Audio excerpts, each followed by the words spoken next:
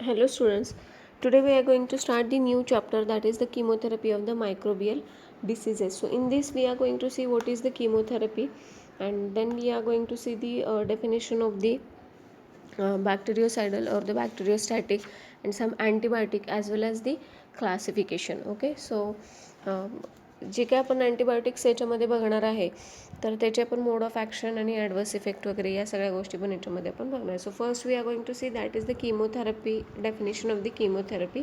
So it is defined as the chemical use of the chemical compound in the treatment of the infectious disease so as to destroy the microorganism without damaging the host tissue. So in this what we are going to use, we are using the chemical compound to treat the infectious disease which are caused by the microorganism. So these chemical agent destroy that microorganism but it without damaging the host cell. means जो host cell आहे ज्याच्यामध्ये infection झालेलं आहे त्या host सेलला damage न करता हे chemical agent काय करतात, जे इन्फेक्शियस डिसीज झालेले आहेत मायक्रो ऑर्गॅनिझममुळे त्या मायक्रो ऑर्गॅनिझमला किल करतात. Okay, so antibacterial chemotherapeutic agent can be classified into the two classes. Okay, बॅक्टेरियासाठी यूज केले जाणारे म्हणजे बॅक्टेरियामुळे होणारे जे इन्फेक्शन आहे ते कमी करण्यासाठी किंवा त्याच्यावरती ट्रीटमेंट म्हणून बेसिकली दोन टाईप जे आहेत ते एजंट्स यूज केले जातात, जे बॅक्टेरियासायडल असतील आणि बॅक्टेरियोस्टॅटिक्स असतील. Okay, so bactericidal these are the agent which kill the bacteria. So examples are the penicillin, cephalosporin, aminoglycosides, cotrimazole or the isoniazid. Then bacteriostatics these are the agent which prevent the growth of the bacteria. So simple difference between the cidal and the static, I think you have learned these things. Okay, so cidal म्हटलं तर it kill the bacteria and static म्हटलं तर it prevent the bacteria.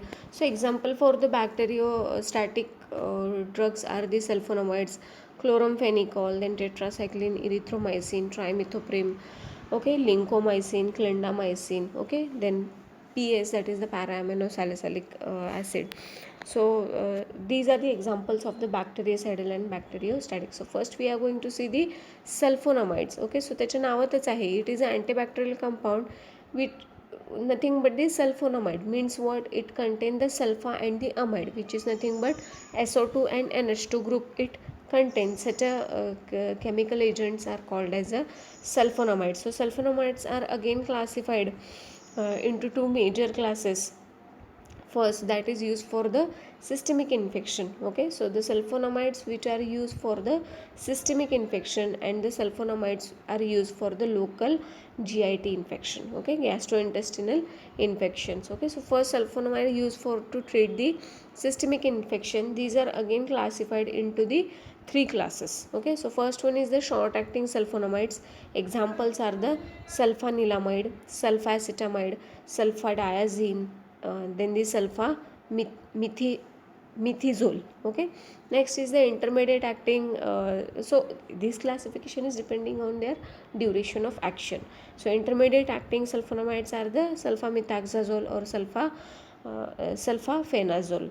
Then long acting are the sulfamethoxypyridazine and sulfadimethoxine. Then next second class is depending on their, or as these are used for the gastrointestinal infection. So examples are the sulfaguanidine and the succinyl sulfathiazole. So this is the classification of the sulfonamides. Now we are going to see the pharmacological action of these. So it is the important pharmacological action of the antibacterial activity. Obviously these have a antibacterial action or the activity, and they are effective against the gram positive and gram negative bacteria. Okay, so इथं word जो आहे तो gram positive and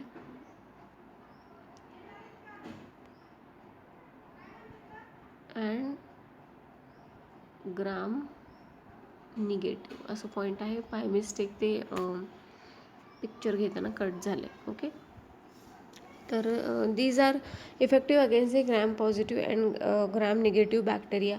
तर broadly जे आहेत ते bacteria are classified into gram positive and gram negative class. तर हा जो क्लास आहे हा त्याच्या सेल वॉल वरून ते डिवाईड केले जातात. सो आपल्याला खूप रफली बघायचं झालं तर gram positive bacteria these have a thick cell wall आणि gram negative bacteria compare to gram positive it have a thin cell wall. मग त्याच्यासाठी व्हायोलेट स्टेनिंग एजंट यूज केला जातो, त्याच्यावरून त्याचं आयडेंटिफिकेशन होतं. Okay, so gram positive and gram negative bacteria which one such as the streptococci, gonococci, staphylococci, pneumococci और the meningococci, these are the names of the bacteria. Next, sulfonomides are mainly bacteriostatic. Okay, so आपण antibacterial drug बघतोय तर हा bacteriostatic आहे. That is it prevent the growth of the bacteria when use in a high concentration. Okay, जेव्हा हाय कॉन्सन्ट्रेशनमध्ये use करेल तेव्हा ते bacteriostatic म्हणून ॲक्ट होतं. Next is the such as in case of a UTI infection, urinary tract infection, then they may act as a bactericidal compound. Okay, so obviously जर small कॉन्सन्ट्रेशनमध्ये use केलं, these are act as a bactericidal, and if these are used in a higher concentration, these are act as a bacteriostatic. Okay, so also the clinical efficacy is much less than the antibiotics. Okay, antibiotics जे आहे, जे पुढे जाऊन आपण बघणार आहे, त्याच्यापेक्षा त्याची क्लिनिकल इफिकसी ही काय कमी आहे. ओके, सो मेकॅनिझम ॲक्शन तर बेसिकली हे how it will act. So sulfonamide has a structural similarity to the PABA. Now what is the PABA? Okay, so PABA is the chemical which is responsible for the synthesis of the PABA is nothing but the para-aminobenzoic acid which is responsible for the synthesis of the cell wall of the bacteria. Okay, so PABA याचा आपण जो actually mechanism आहे तो पुढच्या ट्रायमॅझोलमध्ये बघणार आहे. Still I am shortly explain you. PABA is converted into the dihydrofolic, then it is converted into the tetrahydrofolic acid, and then it is and this folic acid जे टेट्राहायड्रोफॉलिक ॲसिड आहे, it is responsible for the formation of the DNA synthesis वगैरे, जे sale membrane तयार करण्यासाठी required material आहे त्याला ते काय करतं, म्हणजे फॉलिक ॲसिडला बेसिकली ते काय करतं, अपोज करतं किंवा इनहिबिट करतं, आणि त्याच्यामुळे ते फॉलिक ॲसिडच तिथे क्रिएट नाही झालं तर सेल वॉलचं सिंथेसिस तिथे होत नाही आणि it will get easily phagocytosed. Okay, so sulfonamide has a structural similarity with the para-aminobenzoic acid, that is the PABA. Hence, it competes with the PABA in bacterial metabolism. Okay, so bacterial metabolism मध्ये basically हे interfere करतं, which is nothing but the cell metabolism we can say. Okay, so folic acid derived from the PABA is important in the bactericidal bacterial metabolism. Okay, so folic acid is important for the synthesis of the purine which are responsible for the formation of the cell wall of the bacteria. Okay, तर हे folic acid हे काय असतं, responsible असतं. But sulphonamide काय करतात, त्या पाबासोबत जे फॉलिक ॲसिड प्रिपेअर करण्यासाठी हेल्पफुल असतात त्याच्यासोबत कॉम्पिटिशन करून फॉलिक ॲसिडच तिथे क्रिएट होऊ देत नाहीत आणि अल्टिमेटली तिथे सेल वॉलच्या सिंथेसिसमध्ये इंटरफरन्स होतो. Okay, sulfonamides inhibit the enzyme folic acid synthetase which is useful in the conversion of the PABA to the folic acid. Okay, this cause the folic acid deficiency resulting in the injury to the bacterial cells, such injured bacterial cell can be easily phagocytosed. Okay, so असे जे injured bacterial cells असतात ज्याचं sale wall firm नसतं असे easily engulf केले जाऊ शकतात. So how this act as a by this way these are act as a bactericidal or the static. Okay, next is the adverse reaction. So first adverse reaction त्याच्यामध्ये आपण तुम्ही बघताय that is intolerance, fever, इथे cut झालं. Okay, intolerance, fever, skin rash, joint pain, then bronchospasm, toxic hepatitis and the toxic nephritis. These are the some adverse effect.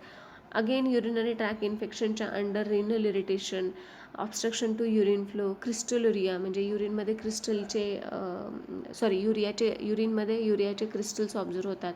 Then haematuria, Okay, so these are the some adverse effect. Then agranulocytosis, which is nothing but the aplastic anemia, that is WBC, RBC, सगळे platelets. Okay, सगळ्याचाच count काय होतो इथे कमी होतो.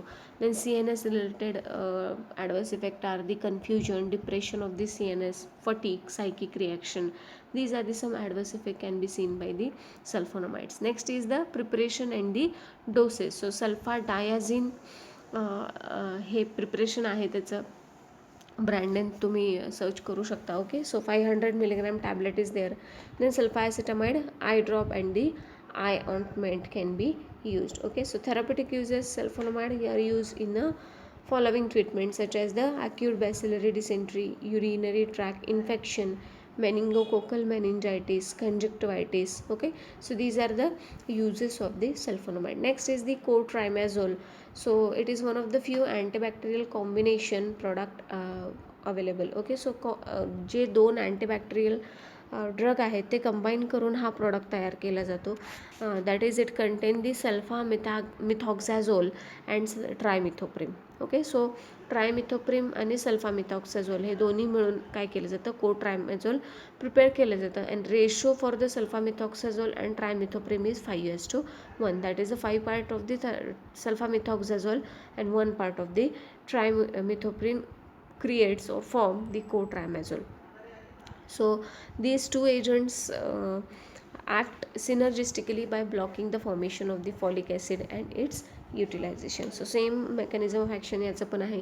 It is used for the acute and the chronic UTI infection caused by the E. coli. Okay, so E. coli नावाच्या बॅक्टेरियामुळे जे UTI इन्फेक्शन होतात, whether these are the acute or the chronic, असे इन्फेक्शन्स जे आहे ते cure करण्यासाठी हे यूज केलं जातं. It can be also use in a pneumonia. Okay, so here is a mode of action.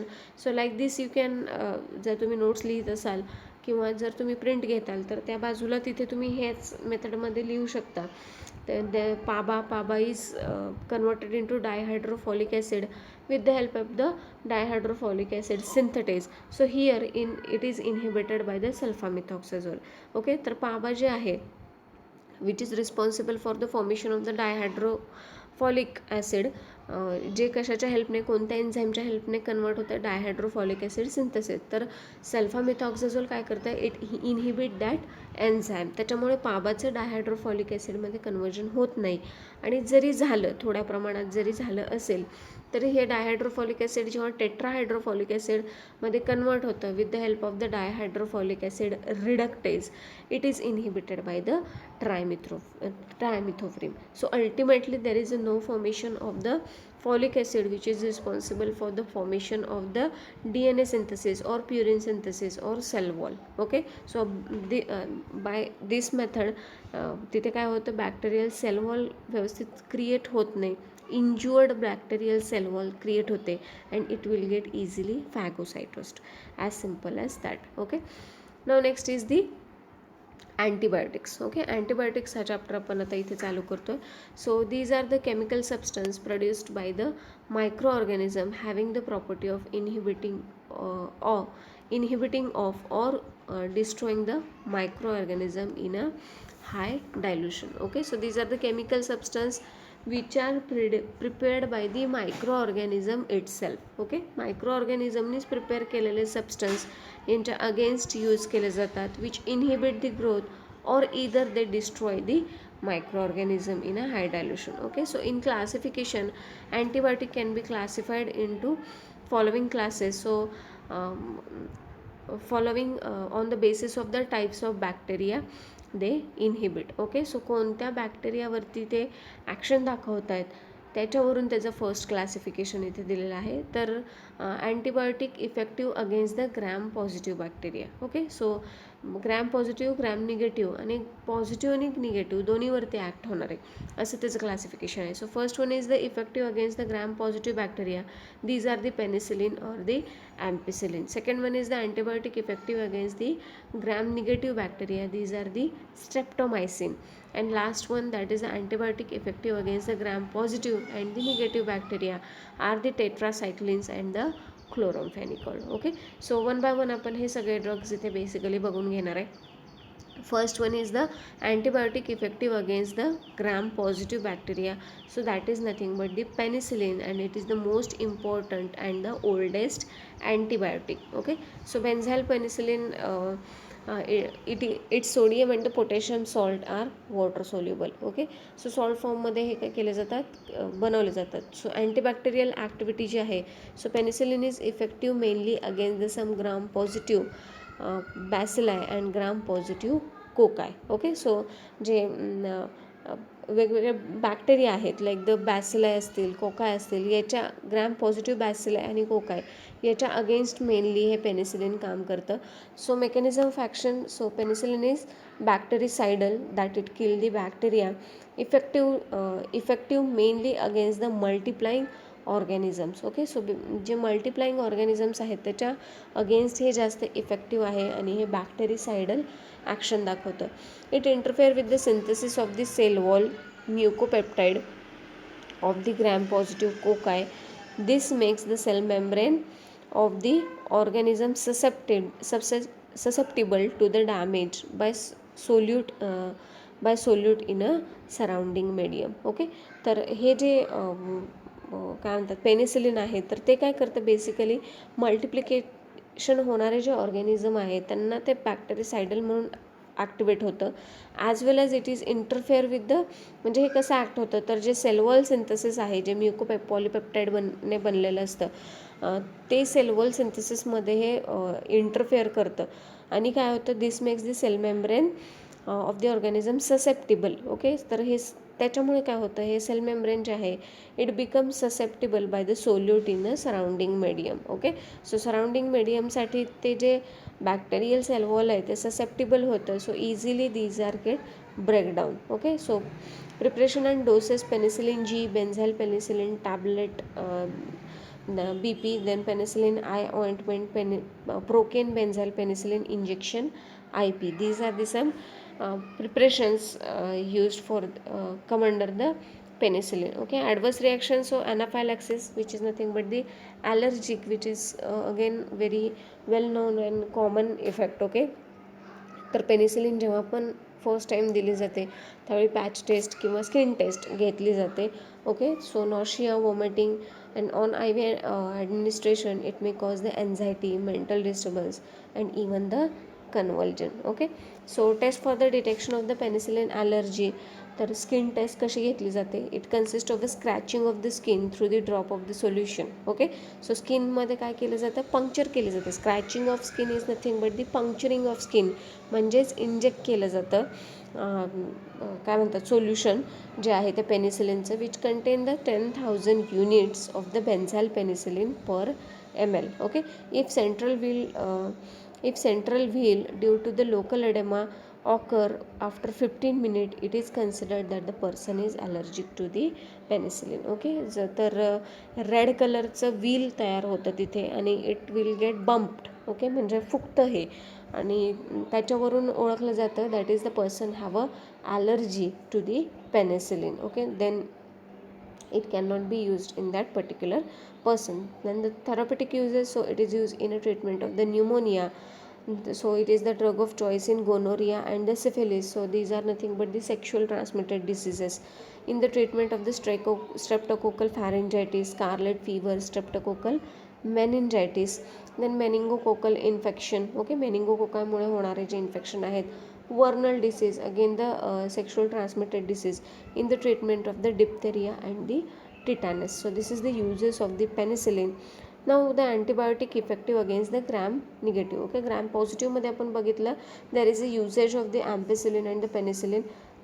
In that we have seen the penicillin particularly. Now we are going to see the antibiotics which are active, which are act against or effective against the gram negative bacteria. So first one is the streptomycin. So streptomycin obtained from the bacteria Streptomyces griseus, and it is organic base which form water soluble salt. Okay, तर कशापासून हे मिळवलं जातं, जसं आपण बघितलं these are antibiotics, these are the agent which are obtained from the metabolic product of the microorganism. Okay, metabolic product पासून मिळवले जातात त्यांच्या, सो स्ट्रेप्टोमायसिस ग्रीसस या बॅक्टेरियापासून काय केलं जातं, स्ट्रेप्टोमायसिन हे अँटीबायोटिक आपण मिळवतो. So mechanism of action, so the streptomycin combine with the bacterial ribosome and interfere with the mRNA ribosome combination. Okay, so RNA जे which is again responsible for the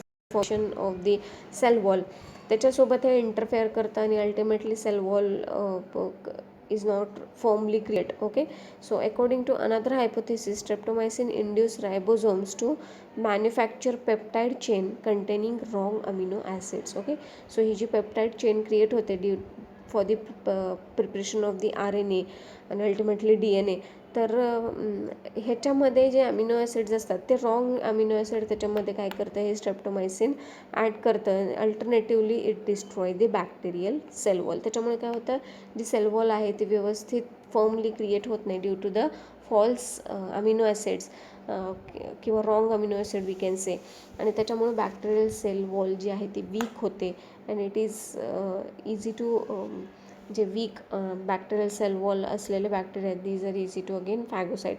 so the micro organism readily develop the resistant to the streptomycin. तर micro organism easily काय करतात, या स्ट्रेप्टोमायसिनला resistance create करतात. So adverse reaction, damage to the 8th cranial nerve which is responsible, which is nothing but the auditory nerve, जे ऐकू येण्यासाठी use होणारी नर्व आहे 8th क्रॅनियल नर्व, त्याला ते डॅमेज करतात.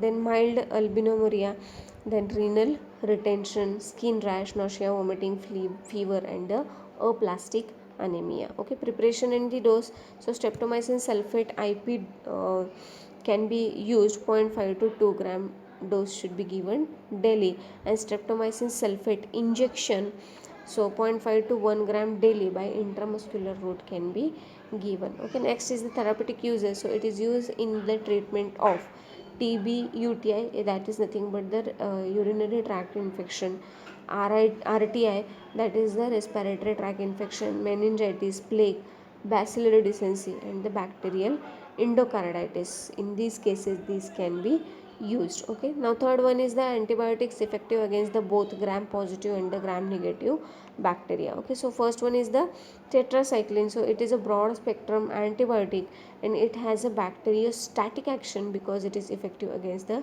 gram positive and the gram negative bacteria. Okay, so mechanism of action, so tetracycline inhibit the certain essential enzyme of the bacterial cell wall. So bacterial cell wall create करण्यासाठी जे काही important enzymes आहेत त्या एन्झाईम्सना ते काय करतं, inhibit करतं. Then also protein synthesis by ribosome is immediately inhibited by the tetracycline. जे काही प्रोटीन सिंथेसिस असतं, जसं आपण बघितलं की whatever the amino acids are preparing there, तर जे रायबोझोमच्या फॉर्मेशनसाठी जे प्रोटीन सिंथेसिस होतं त्यालासुद्धा ते काय करतं, इनहिबिट करतं. Then tetracycline chelate the certain cations like the calcium or the magnesium which are responsible for the functional activity of the various enzyme system of the bacteria. Okay, enzyme जे एका chemical एजंटला दुसऱ्या chemical एजंटमध्ये convert करण्यासाठी useful होतात, अशा एन्झाईम्सना ते काय करतं, फंक्शनली डिॲक्टिवेट करतं. ओके, त्याच्यामुळे काय होतं, तिथे कन्व्हर्जनच होत नाही, म्हणजे एन्झाईमच काम करत नाही, एन्झाईमच थोडक्यात ब्लॉक होतं.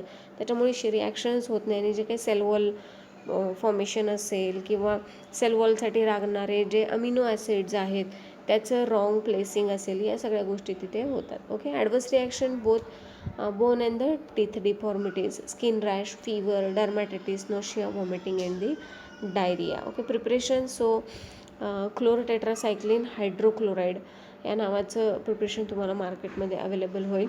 So therapeutic uses, it is use in the treatment of the cholera, rickettsial infection, pneumonia, UTI, bacillary infection, venereal disease, plague, in the treatment of dysentery and acne vulgaris. So these are the uses of the streptomycin, right? Sorry, tetracycline. Okay, so next is the antimicrobial agents classification. तर आपण एक classification आधी बघितलं होतं, that is about the sulfonamide. Okay, now antimicrobial agents classification, which is again classified on the basis of three classes. So first is on the basis of mechanism of action. So mechanism of action वरून त्याचं classification.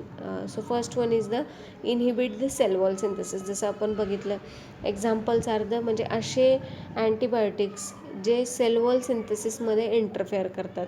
So penicillin, cephalosporin, cycloserine, then bacitracin and vancomycin. These are the some example which are interfere with the cell wall synthesis of the bacteria. Next is the causes the leakage from the cell membrane. Okay, so examples are त्याच्यामध्ये परत दोन classes आहेत. First one is the polypeptides. Example or the polymyxins, then colistin and the बॅसिट्रासिन.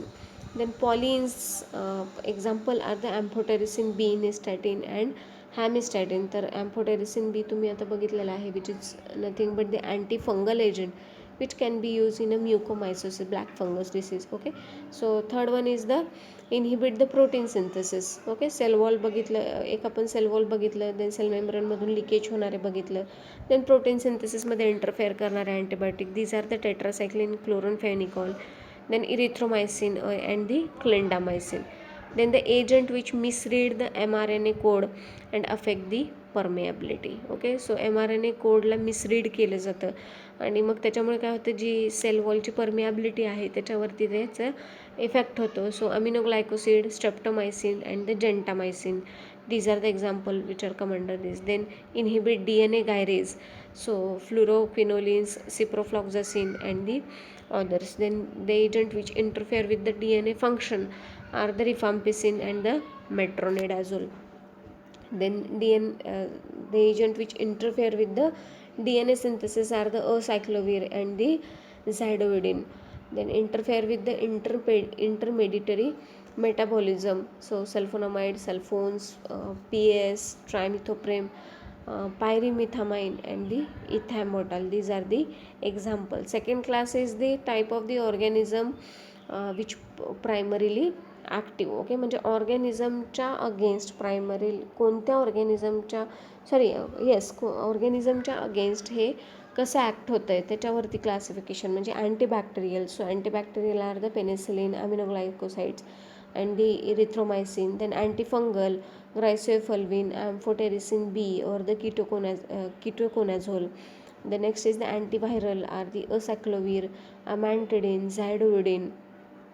Next is the anti protozoal, म्हणजे protozoal infection झालं तर use केले जाणारे are the chloroquine, पायरिमिथामाइन,